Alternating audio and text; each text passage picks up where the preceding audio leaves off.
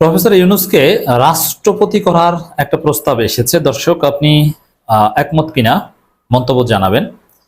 কারণ এই প্রস্তাবটা সোফার মোটামুটি অগুরুত্বপূর্ণ জায়গা থেকে আসলেও প্রফেসর ইউনূসকে রাষ্ট্রপতি করা হবে এটা নিয়ে জোরালো তৎপরতা শীঘ্রই শুরু হয়ে যেতে পারে। অতএব ইটস ভেরি সিগনিফিকেন্ট। উচ্চ পর্যায়ে এটা নিয়ে কাজ করা হচ্ছে। অনেকেই প্রফেসর ইউনূসকে রাষ্ট্রপতি বানিয়ে সংকট সমাধান করতে চাইবেন। সরকার বর্তমান যে ফরম্যাটে আছে এই ফরম্যাটে কতদিন বা কতক্ষণ থাকতে পারবে, দ্যাটস গ্রেট কোয়েশ্চেন।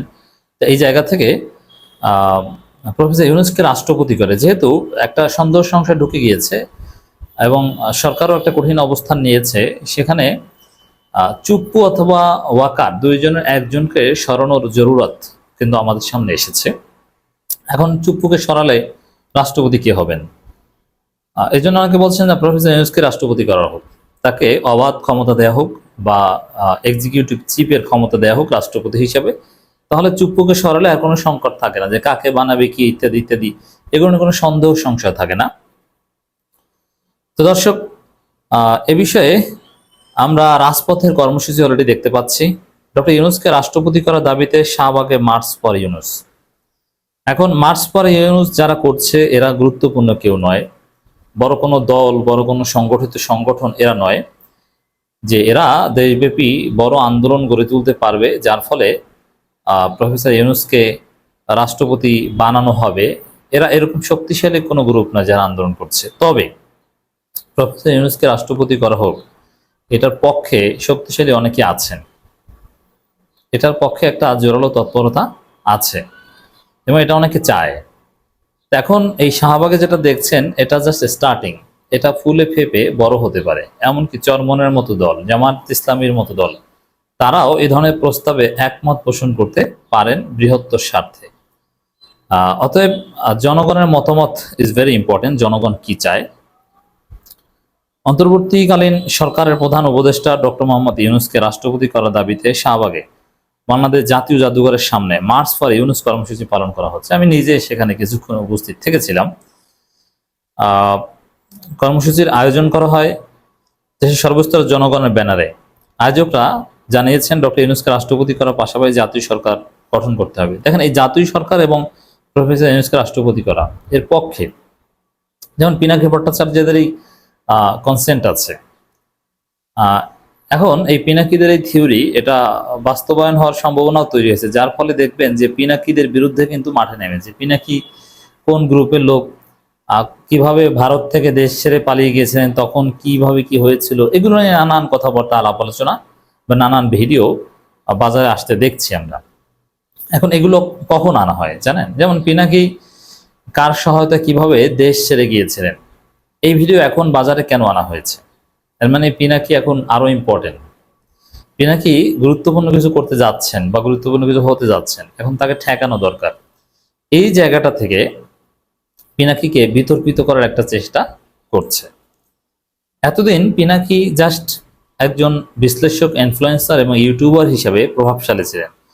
এখন ডক্টর ইউনূসের এই পদত্যাগ জটিলতা কাটিয়ে ওঠার পর সরকারের কিছু রিফর্মস আনতে হবে, এই জায়গাটায় পিনাকি নিজে ইনভলভ হয়ে যেতে পারেন। এটা অনেকে টের পেয়ে তার বিরুদ্ধে লেগেছে। দর্শক, কর্মসূচিতে তারা আরো 3টি দাবি জানায়। অতএব এখানে যারা কর্মসূচি পালন করছে তাদেরকে আপনারা কেউ চেনেন না অথবা আমরা কেউ চিনি না, কিন্তু এখন পর্যন্ত আমি যতদূর জানতে পেরেছি তাদের পেছনেও এরকম শক্তিশালী কোনো গ্রুপ নেই।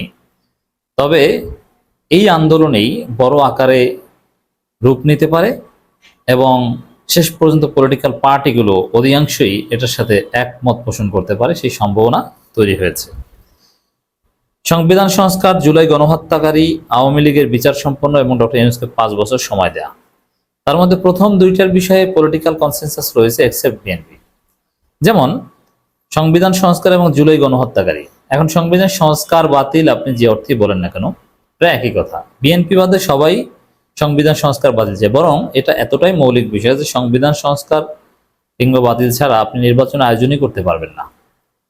যেমন নির্বাচন কিভাবে হবে, কখন হবে, কোন পদ্ধতিতে হবে, এই যে মৌলিক যে সংস্কার বিষয়ে বিএনপি একমত, এখন ওইগুলো তো সংবিধানে ইনকর্পোরেট করতে হবে, নইলে আপনি কিভাবে নির্বাচন করবেন?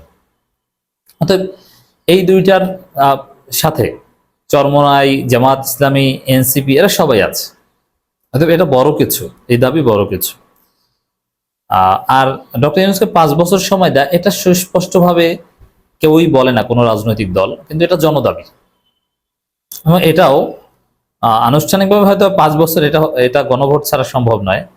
তবে ডক্টর ইউনূস যদি 5 বছর থাকে, তাতে এনসিপি, জামাত, চরমোনাই এরা আপত্তি করবে না, কারণ এটা সহজ হিসাব। কেন আপত্তি করবে না? দেশের বৃহত্তর স্বার্থে।